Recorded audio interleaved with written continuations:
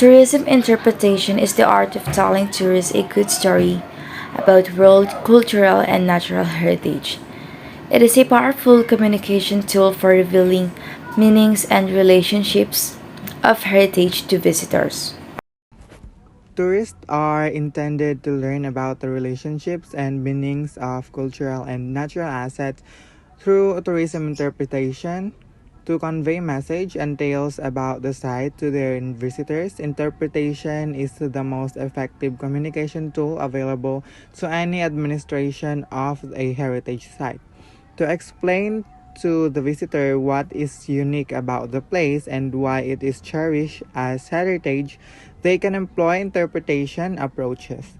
Talking and listening, writing and reading, performing and observing, or more broadly, doing anything that incorporates messages in any text or media constitute the communication process of interpretation.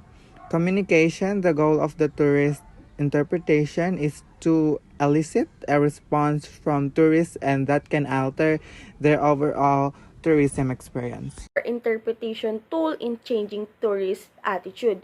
The first one is it is important to understand what is the meant by behavior.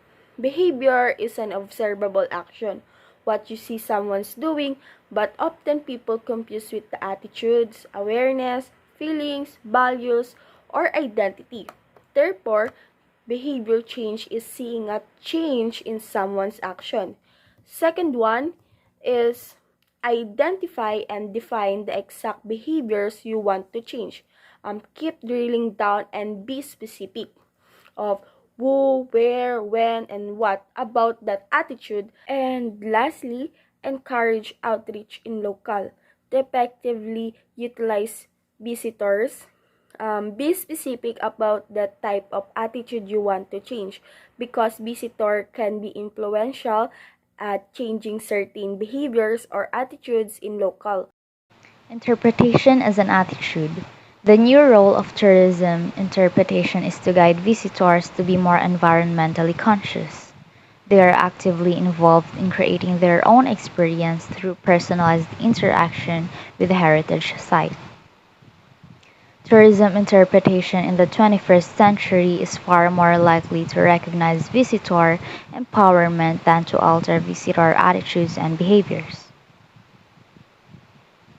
With a new emphasis on processes, interpretation has become an attitude. It represents a new way of thinking about the quality of communication and services provided to visitors to historic sites. It is a commitment to providing a powerful and effective experience in order to provide greater benefits to individuals and society.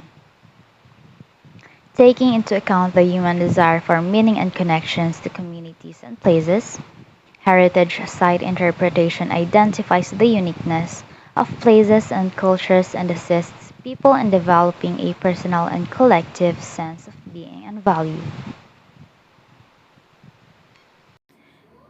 If tourism interpretation has to be powerful and effective in telling our stories, it needs to be planned and managed with creativity and sensitivity.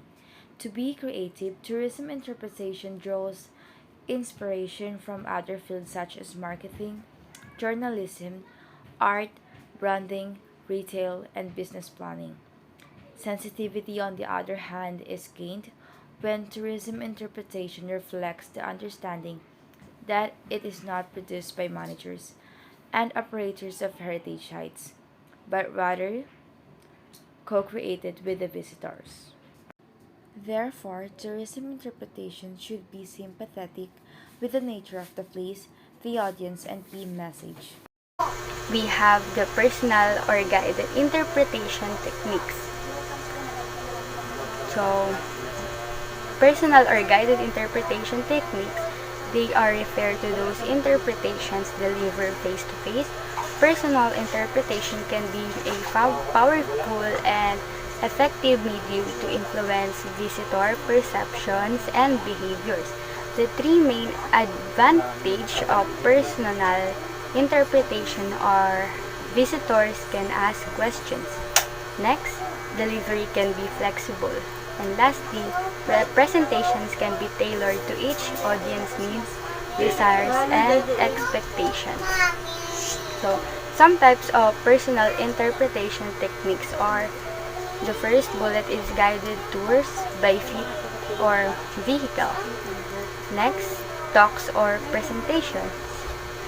Under the talks or presentation, we have scheduled or informal. Next bullet, ad hoc interpretation, always informal, allows visitors to explore their interest. Next bullet, open days and events reach bigger audiences. Next bullet, we have volunteer programs. Conservation work with interpretation to provide meaningful experience.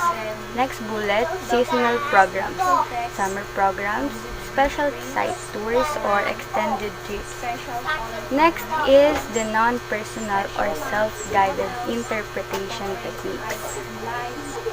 So, it is include panels, displays, audio-visual, mobile, multimedia, visitor, and interpretative centers, art, sculpture, and publications.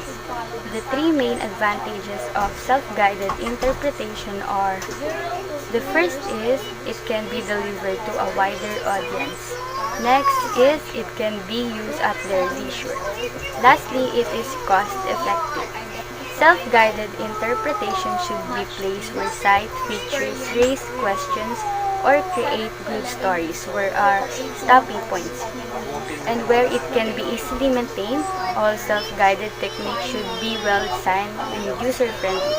Interpretation techniques should also consider needs of specific types of audience such as visitors with special needs and children.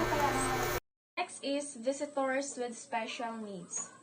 When tailoring interpretation for people with mobility limitations, visual or auditory impairments, some general techniques should be considered for heritage sites.